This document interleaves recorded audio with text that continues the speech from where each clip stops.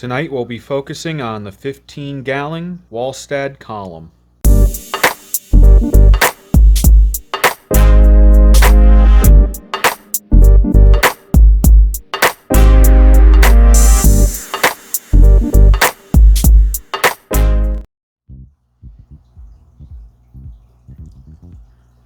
This is the 15-gallon Aqueon Column combo kit that you usually see when you go to Petco. PetSmart may carry it also.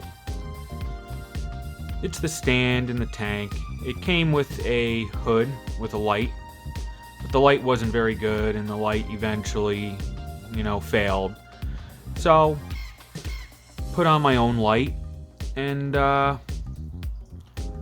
just kind of go from there with it. Its current inhabitant is a blue orchid Betta. Still coming up with a name for him. A lot of good suggestions.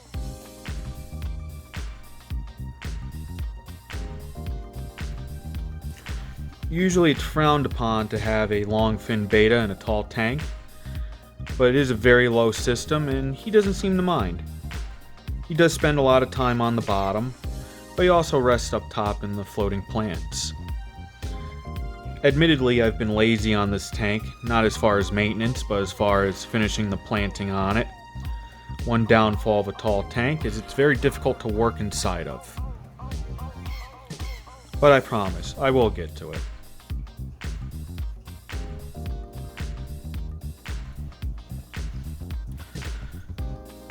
As described in previous video on the Walstad bowl, this is also a Walstad method. Organic potting soil, but instead of using a cichlid sand to cap off the soil in this, I use regular old play sand that you can find at Home Depot. I didn't want to affect the water chemistry as much as I did in the other tank, especially having a Betta in there. You want to keep the water nice and on the soft side, so I figured an inert play sand would be a good option for it. Sprinkled a little bit of aquarium gravel on the bottom just to add a bit of texture, and it seems to be working out well. A little bit of diatom algae on the surface, but that's to be expected. There are also 2 nearite snails in there that seem to do a pretty good job of cleanup.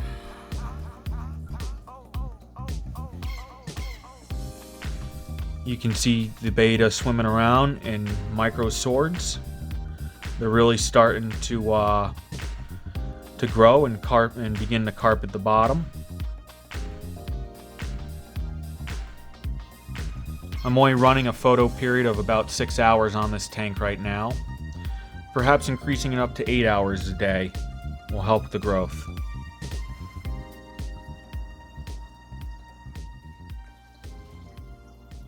For hardscape, I'm running 3 pieces of zebra stone and a piece of spider wood.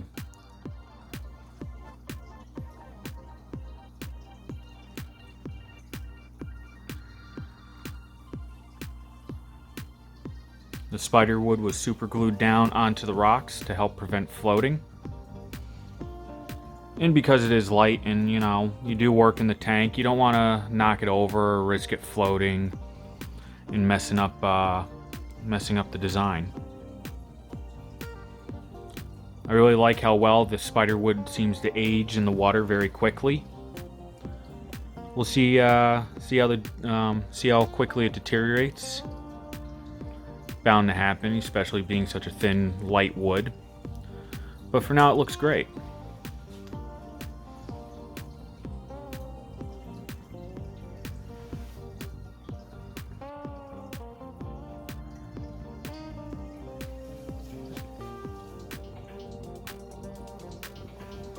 Filtration is handled by a very small sponge filter. Not a very large bio load in this water, so nothing bigger really is needed. The water change schedule is pretty much the same as most of my planted tanks, which is around 20-25% weekly. You can see this tank could use a little bit of a top off, but I do run it a little low just because there isn't a lid. I don't want to run the risk of my Betta jumping.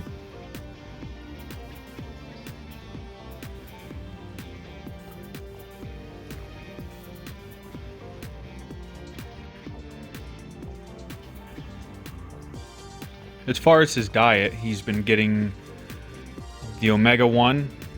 See if we can zoom in on that a little better. Omega-1 Betta buffet pellets. Really seems to enjoy them.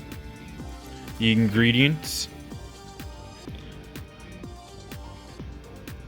are not there. There they are. Kind of hard to see, but shrimp, herring, you know, some good stuff for him. He also gets frozen bloodworms as a treat. Every once in a while, a little bit of brined shrimp.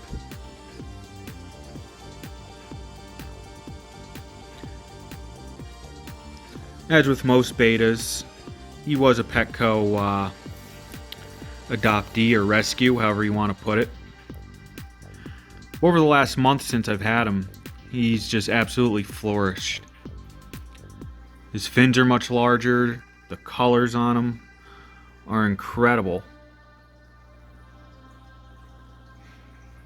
He's a happy boy.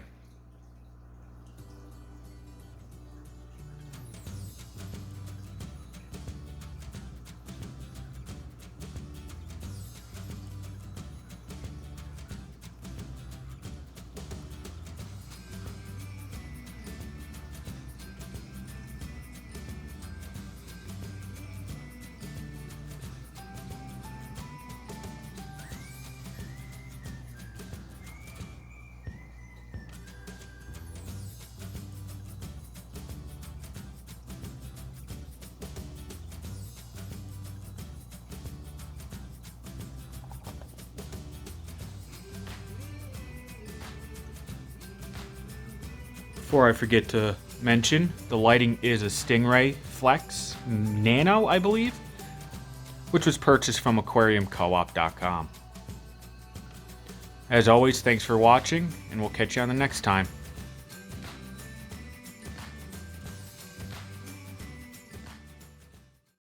Thanks for watching the video. If you enjoyed it, hit that like, follow, and subscribe button, and we'll continue to post more content. Until next time, see ya!